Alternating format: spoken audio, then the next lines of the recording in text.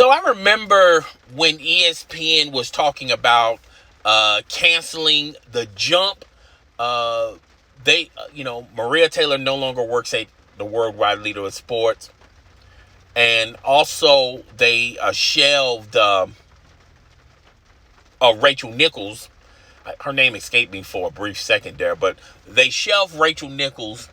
Maria Taylor has taken her talents to NBC, which technically, Maria Taylor was never a co-host or a host on The Jump, maybe here and there, but she was more so, you saw her more on NBA Countdown or the Halftime Report.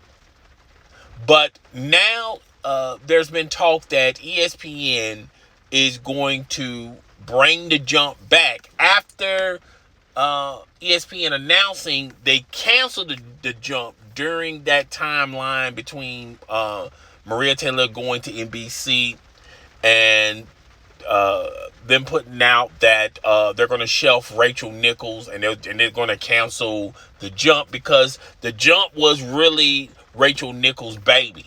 Okay, a lot of people identified Rachel Nichols to The Jump, and she's been the host of The Jump for quite some time now. And like I said earlier, ESPN is shelving her, and they're just either waiting for one or two things to happen. Either they buy her out of her contract, which I don't think ESPN is going to do that, or they're just going to just let her ride it out. I don't know how many years she has remaining on her contract. I should have Googled it, but I believe it's 2 years that she has on that contract until her contract's up, and ESPN is not going to renegotiate Rachel Nichols to come back to ESPN. But I believe it's October the 18th. The Jump is going to be coming back to ESPN. And I hope I don't butcher her name. Malik Andrews. I feel like I butchered her first name. She's going to be the new host of The Jump. Now, I've seen her on as a sideline reporter on the NBA Finals most recently. Sometimes she does The Jump every once in a while. She was also a contributor for ESPN Countdown. She does. She's an NBA insider. A lot of athletes, current and former athletes, gravitate to her, and she's very respected by the peers of the NBA community. And she's going to be the new host of the Jump. Now, I thought she was going to be the host of NBA Countdown because they had to shuffle the deck for ESPN NBA Countdown. And there's still no word on who's going to remain on ESPN Countdown or who they're going to have next for NBA Countdown. And NBA Countdown has been they have been shuffling the decks for ESPN Countdown for a long period of time. Okay. So I don't know what they're going to be doing over there. Now, there have been reports that Dwayne Wade may be interested in it, even though I still think he has a contract with TNT Sports. There's a possibility of him doing the NBA Countdown, as well as some other guys that they're thinking about being permanent members of NBA Countdown. But this video is more so about ESPN The Jump. I still feel like I'm butchering this lady's name, and if I do, I apologize. Malik Andrews. I'm so sorry if I butchered her name. I apologize. But she's going to be the new host of The Jump. And that was a weekly show that premiered in the afternoon in the NBA season. I'm not sure if Scottie Pippen is going to make his rounds on The Jump. I'm definitely not sure, but I feel like Steven Jackson's days as being on the jump are numbered, because he was a huge supporter of Rachel Nichols. And when that stuff went down between Rachel Nichols and Maria Taylor, Captain Jack took the side of Rachel Nichols more so. Perk, was sort of on. He was sort of he was trying to balance the beam, sort of say, and be on both women's side, but he was more favoring Rachel Nichols because let's just face facts and face reality. They have a longer relationship, Steven Jackson and Perk, with Rachel Nichols than Maria Taylor. And a lot of people seem to forget Maria Taylor, she was on the college football Saturday mornings presentation. And it wasn't that long ago where she started to make a name for herself on the NBA side of things. Okay, because they were pretty much bouncing. ESPN was pretty much bouncing her around to see, just a new fresh face after Carrie Champion departed, and I forgot the other girl that was on the 6 p.m. SportsCenter that was making a lot of controversy on social media. Her name escapes me right now, but I guarantee you I'll have it by the end of this video. But I can see her face. I just don't. I forgot her name. It's been so long since she's been with ESPN, and like I said, I apologize. But anyway, when you talk about the jump, she. I feel like this is a step in the right direction, a fresh new face. And I feel like ESPN is going to hitch alongside her. And I feel like her future is bright. A lot of people may not know her, but she was, always doing little small stories for ESPN, particularly on the NBA side of things. She's an NBA insider and very well commended by her peers.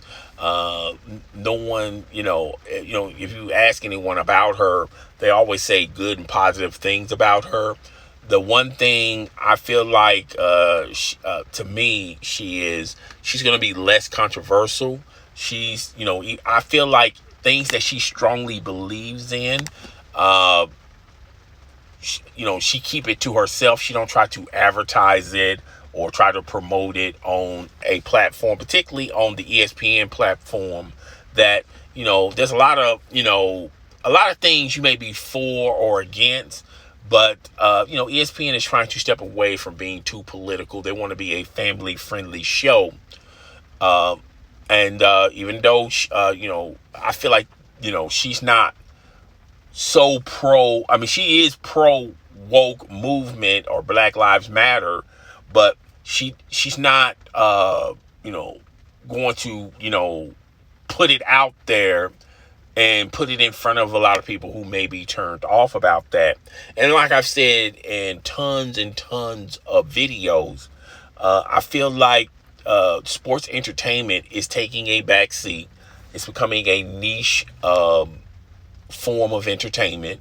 I feel like sports is not as popular as it once was 10 years ago, because right now it's not in a good space. And it's because of these two reasons. One, the pandemic. The pandemic has really slowed down the progression of sports these past couple of years. A lot of these leagues have to reconfigure how they was going to do business, and it was ultimately going to hurt the league's pocketbooks. The ratings are low even before the pandemic, particularly on the NFL. The ratings were low. And the second part I feel like sports has taken a backseat is, too much political talk in the sports, in the sports atmosphere. Woke movement, left wingers, right wingers, Black Lives Matter, people that are against Black Lives Matter. I feel like it's just too much of that in the atmosphere, and it really has turned off a lot of fans. Now, me personally, if you're asking me, I feel like the woke movement, Black Lives Matter. I think that particularly Black Lives Matter. I feel like it hasn't been talked as much, and I feel like sports leagues should celebrate it or talk about it in certain segments. But a lot of people are try to tolerate it and stomach it as much as they can. But let's just face facts. A lot of stuff that, particularly in our communities, that we would love for other platforms to discuss and talk about, in other communities and people that are not our color, they may be turned off about it. Okay. And yes, there's been a lot of other nationalities, a lot of other genders, a lot of other ethnic groups, as well as religious groups, has been promoting Black Lives Matter, has been promoting the woke movement, and they're not black. All right. And as an African American, and particularly in the African American community, we appreciate people helping us fight this cause. But there's a flip side to that coin, and there's a lot of people out there that are turned off about it, and I feel like it's affecting a lot of these leagues in a major way, with ratings, with the ratings, with money. It's on an economical level. I feel like leagues. I mean, I feel like these leagues are taking a back page. So I feel like with this new format that ESPN is going to do with the jump, I feel like it's a step in the right direction. I feel like a fresh new face, a fresh, friendly face.